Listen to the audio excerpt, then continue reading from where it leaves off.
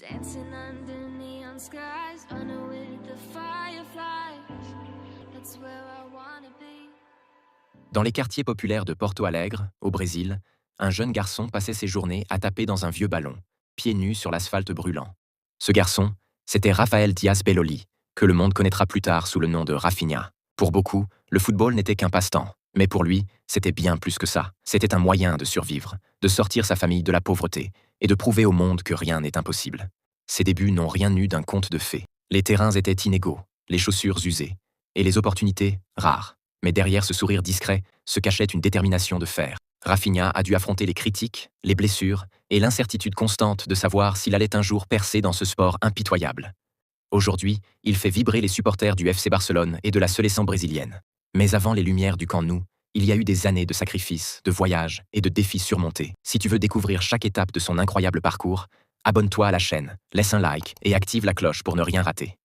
Voici l'histoire complète de Rafinha, l'enfant de Porto Alegre devenu l'un des ailiers les plus redoutés du football mondial.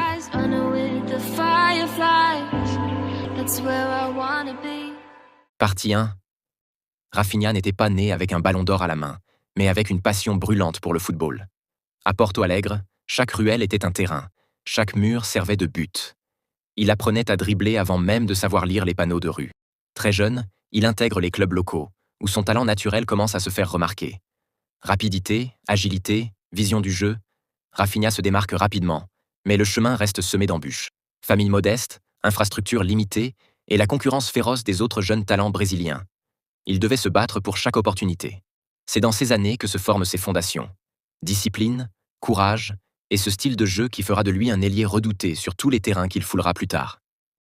Partie 2.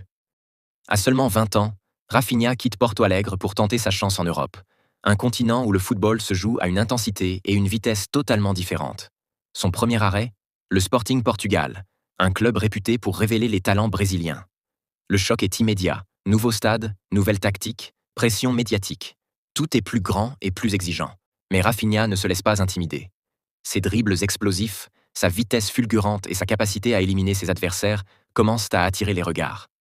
Rapidement, il attire l'attention des recruteurs français et fait le grand saut vers Rennes en Ligue 1. Ses débuts à Rennes sont prometteurs mais difficiles. Il doit s'adapter au style de jeu collectif, aux entraîneurs exigeants et surtout aux attentes des supporters. Chaque entraînement est un combat. Chaque match une occasion de prouver qu'il mérite sa place. Et petit à petit, Rafinha se transforme. Ses accélérations fulgurantes sur l'aile droite, sa capacité à créer des occasions là où personne n'en voit, et sa précision dans les passes et frappes font de lui une véritable menace pour les défenses adverses. Il devient vite indispensable, non seulement pour son club, mais aussi dans le radar des grands clubs européens. Partie 3. Après ses succès en Ligue 1, Rafinha fait le grand saut vers la Premier League, le championnat le plus intense et médiatisé du monde, en rejoignant Leeds United. Dès ses premières apparitions, il impressionne par sa vitesse, ses dribbles et sa capacité à créer des occasions là où personne ne le ferait. Les défenseurs anglais découvrent rapidement qu'il n'est pas un ailier comme les autres. Rafinha doit s'adapter rapidement. Petit à petit, il devient une pièce maîtresse de l'attaque de Leeds. Ses performances spectaculaires contre les grands clubs attirent l'attention de toute l'Europe. Les supporters chantent son nom. Et c'est ainsi que, d'un jeune Brésilien débarqué en Europe sans rien d'autre que son rêve et son courage, Rafinha commence son ascension vers les sommets du football. Partie 4. L'ère Barcelone et la sélection brésilienne. Rafinha fait le grand saut vers l'un des plus grands clubs du monde, le FC Barcelone. Jouer pour le Barça signifie représenter l'histoire du club, évoluer aux côtés des plus grands et être constamment sous le feu des projecteurs. Dès ses premières apparitions en Liga, Rafinha impressionne par son style flamboyant et son efficacité redoutable. Ses accélérations dévastatrices, ses dribbles imprévisibles et ses frappes chirurgicales lui permettent de devenir rapidement l'un des favoris des supporters. Mais Rafinha ne s'arrête pas là. Sur la scène européenne en Ligue des Champions, il réalise des performances historiques. Cette saison, il marque un triplé mémorable face au Bayern Munich, inscrivant son nom dans les livres d'histoire du club. Parallèlement à ses exploits en club, Rafinha devient un joueur incontournable dans la sélection brésilienne. Partie 5. Vie personnelle et amoureuse.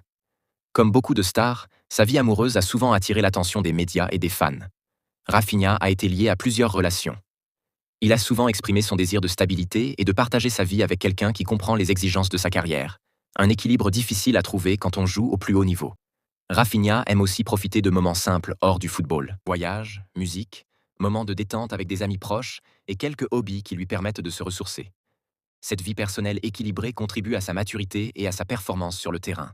Ainsi, derrière le joueur explosif et talentueux que nous connaissons, se cache un homme réfléchi, attaché à sa famille et à ses proches, qui cherche à construire sa vie amoureuse et personnelle avec autant de détermination que sur le terrain. Si cette vidéo t'a inspiré et que tu veux découvrir encore plus d'histoires incroyables de footballeurs, abonne-toi à la chaîne, laisse un like, commente ton moment préféré de Rafinha et partage cette vidéo avec tes amis. Chaque geste nous aide à créer encore plus de contenu passionnant pour toi. Merci d'avoir suivi ce documentaire sur Rafinha.